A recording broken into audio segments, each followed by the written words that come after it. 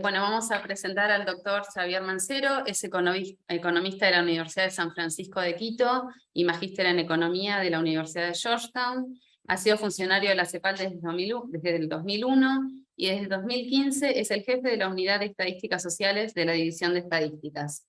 Coordina la actualización de la metodología de la CEPAL para la medición de la pobreza monetaria, publicada en 2018, y lidera el desarrollo de un índice de pobreza multidimensional para América Latina. Además, es el coordinador de actividades de la Conferencia de Estadísticas de las Américas y sus grupos de trabajo. Tiene la palabra. Muchas gracias. Bueno, voy a hacer una presentación sobre básicamente lo que hacemos desde CEPAL para generar las estimaciones de pobreza a nivel regional y un poco contarles las actividades relacionadas con esta actividad. Básicamente, para tenerlo en el contexto, digamos, común, aunque yo creo que en la sesión anterior ya se tiene que haber planteado esto, básicamente hablamos de un método de medición de la pobreza por ingresos que se conoce como el método del costo de las necesidades básicas, en el cual una persona se clasifica como en situación de pobreza si es que el ingreso por persona del hogar en el que habita es menor que un cierto valor, ¿verdad? Que es el que llamamos línea de pobreza. Esa línea de pobreza se construye como la adición, la integración de dos componentes. Por un lado, una línea de pobreza extrema, que es el costo de adquirir una canasta básica de alimentos, y en el que digamos, los alimentos que integran esta canasta han sido seleccionados con base en los hábitos de consumo de la población, pero de manera que, o sea, se hace una selección de algunos productos más representativos, de manera que cubran las necesidades nutricionales, que cubran el requerimiento calórico de la población, dadas las características demográficas de la misma, y a veces también con algunos ajustes nutricionales adicionales para asegurarse que tenga un buen balance de macronutrientes, etc. Y después, a este costo de los alimentos se le agrega un costo de los no alimentos, generalmente a partir de un multiplicador, de un cociente que está observado en una encuesta que mide gastos, que es la misma fuente de la cual obtenemos también la canasta básica de alimentos, ¿sí? Entonces, para ambos componentes dependemos del hábito observado de una población medida mediante una encuesta de gastos. Y por el lado de los ingresos, generalmente en América Latina la práctica es utilizar una encuesta distinta en la mayoría de países, con la excepción de México, una encuesta distinta a la encuesta de gastos, básicamente porque la encuesta que mide solo ingresos tiene una periodicidad mayor, y ahí lo que se hace es sumar los ingresos de las distintas fuentes, ¿verdad? Del trabajo, de jubilaciones, de pensiones y otros tipos de transferencias, junto con los ingresos de la propiedad de activos y otros ingresos. En la región, básicamente, prácticamente todos los países tienen una medición oficial de pobreza monetaria. Hay una excepción notable que es la de Brasil, que reporta datos basados en la línea internacional, expresada en dólares de paridad al poder adquisitivo, pero no tiene una línea basada en una canasta a nivel nacional. Y en general hay una situación que es, cuando hablamos de la región completa, América Latina y el Caribe, tenemos una diferencia, ¿verdad? Porque en América Latina la mayoría de países tienen encuestas regulares, ¿sí? 15 países de 20 que conforman la definición de América Latina que usamos al menos en Naciones Unidas, tienen encuestas anuales o cada 2 años, ¿sí? Y además varios países han ido adoptando gradualmente el hacer encuestas continuas, entonces van midiendo los ingresos a lo largo del año y no solo en un mes particular o en un trimestre particular. Y las líneas de pobreza, bueno, se basan en lo que les mencionaba, encuestas que miden gastos y que esas sí se implementan aproximadamente cada 10 años. Por otra parte, en el Caribe, em, la mayoría de países usa una medida un poco distinta que se basa en el consumo y no en el ingreso, y la disponibilidad de encuestas de hogares es bastante menor y además hay un acceso más limitado a los microdatos como para hacer estudios de pobreza. CEPAL viene desde hace varias décadas ya haciendo un monitoreo de la pobreza extrema, de la pobreza total, de la desigualdad de ingresos y otros indicadores de las condiciones de vida. Y para eso se utiliza lo que nosotros llamamos el Banco de Datos de Encuesta de Hogares, o BADEO, en el cual CEPAL recopila las encuestas, hace un proceso de armonización ex post y con base en esto calcula estos indicadores. Me voy a referir un poquito más de detalle a este proceso más adelante. Ahora, ¿por qué CEPAL-S hace esto en el caso particular de la pobreza extrema y de la pobreza? Básicamente porque las cifras nacionales no son directamente comparables entre sí, ¿sí?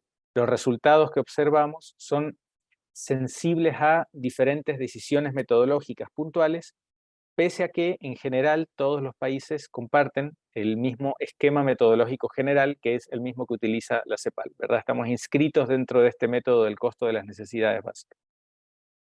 Entonces, las medidas de la CEPAL existen un poco para facilitar la comparabilidad regional.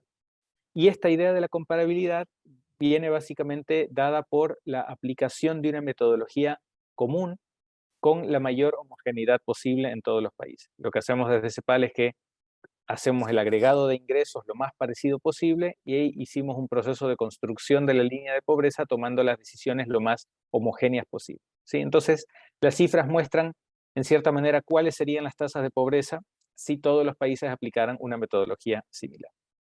Esto se hace todos los años en CEPAL. La información que se presenta tiene un año de rezago, que es el año de la disponibilidad de encuestas. Digamos, ahora en el día jueves, de hecho, de esta semana, CEPAL hará el lanzamiento de la publicación Panorama Social de América Latina 2022, y ahí se presentarán las cifras actualizadas de pobreza, pobreza extrema, al 2021. Y además se hace una proyección agregada para la región sobre qué es lo que esperamos pueda suceder en el año en curso, en este caso en 2022. Y esta información está disponible no solo en la publicación que acabo de mencionar, sino también en CEPAL-STAT, que es la base de datos de indicadores de CEPAL.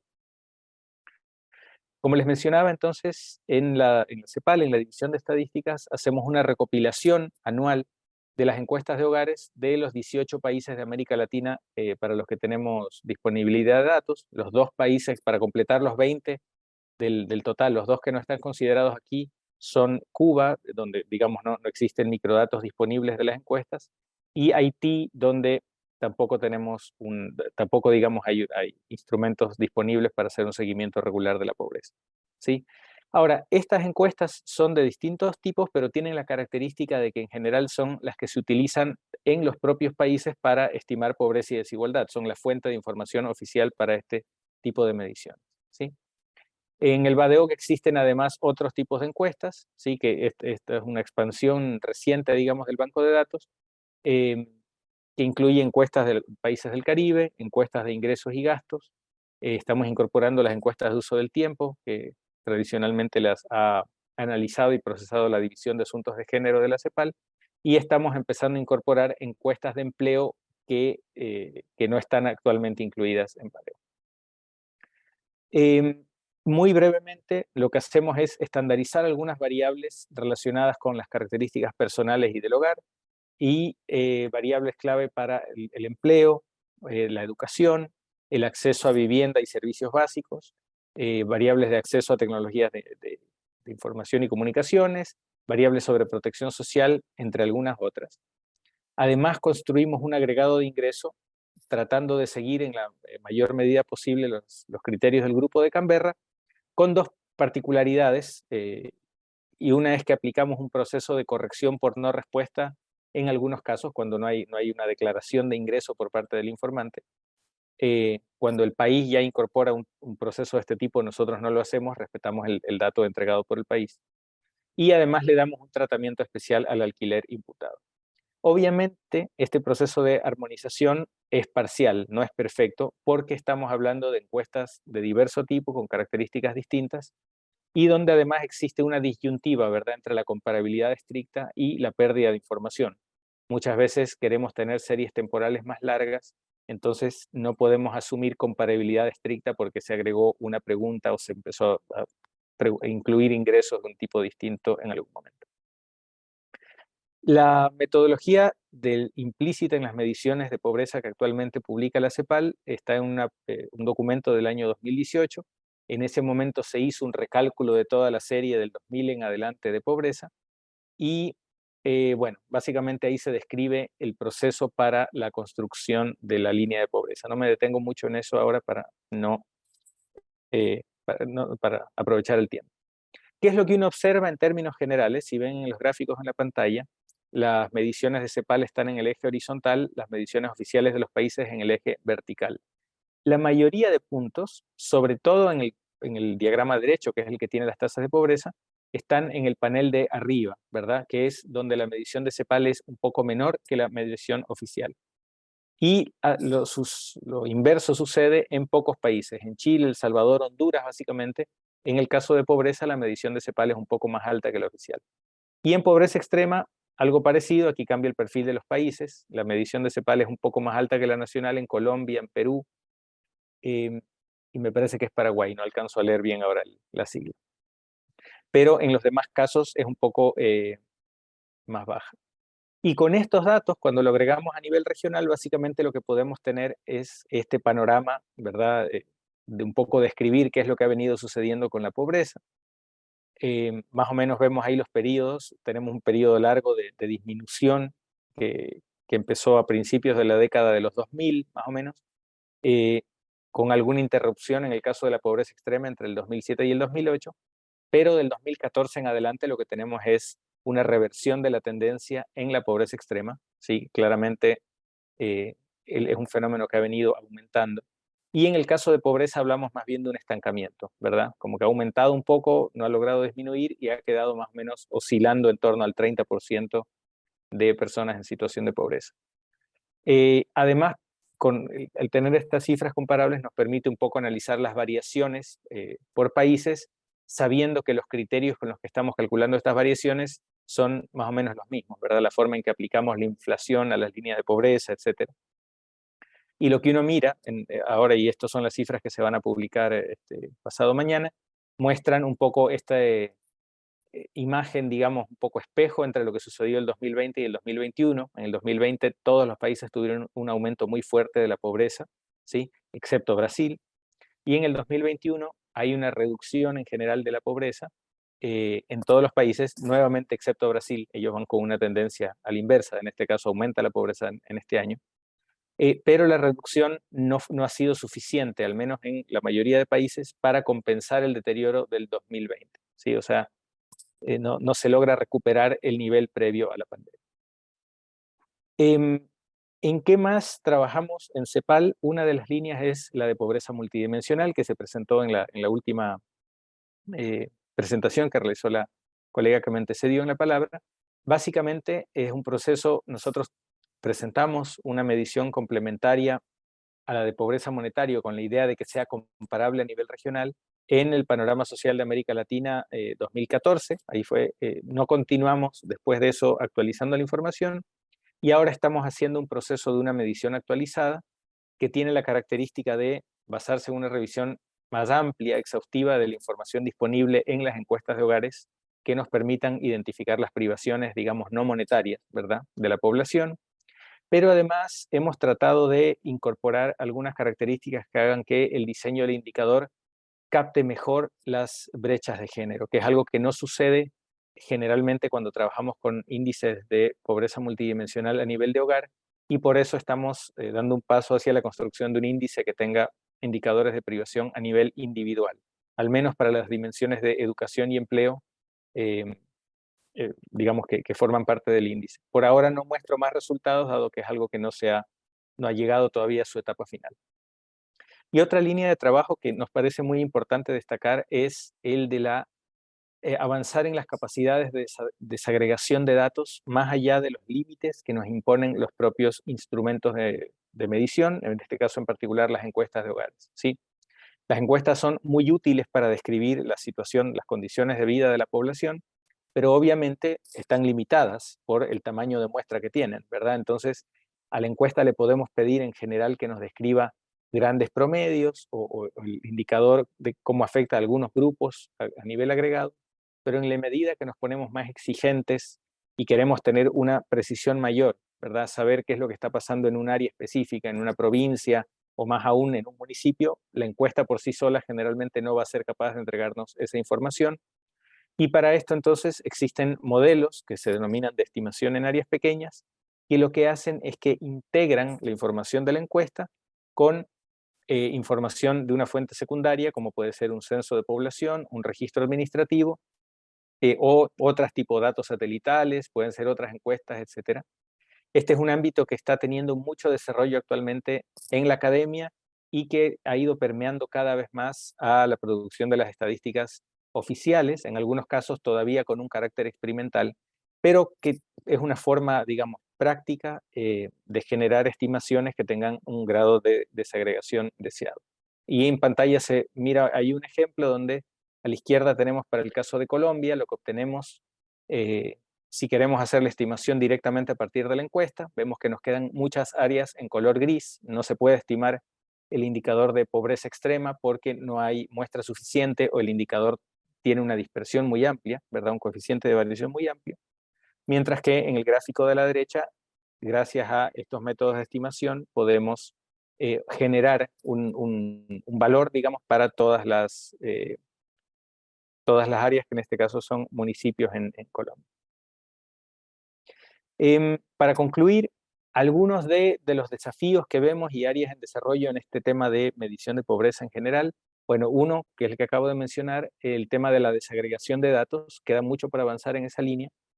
Pero también es importante tener en consideración que debiéramos ir generando mediciones de la pobreza que capten mejor las diferencias geográficas hasta donde los instrumentos lo permiten, porque hay ciertos aspectos que tienen que venir de la fuente primaria, ¿sí? Si nosotros tenemos una línea de pobreza a nivel urbano, bueno, esta va a tender a subestimar la pobreza en áreas con niveles de precio más altos y a sobreestimarla en áreas con niveles de precio más bajos, aun cuando todas sean áreas urbanas.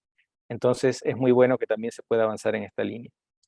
Es importante, algo que en la región todavía no se utiliza mucho, pese a que es algo conocido desde hace varias décadas en la literatura, y es no tener solamente mediciones per cápita, sino que incorporar algún tipo de reconocimiento al hecho de que la composición y el tamaño de los hogares incide en el costo promedio de satisfacer las necesidades, ¿verdad? Una persona viviendo sola enfrenta un costo por persona más alto que el de un hogar que tiene 6 miembros, digamos, porque hay gastos que se comparten en unos hogares grandes y que una persona sola no tiene. Entonces, esto es también un tema de fácil solución, ¿verdad?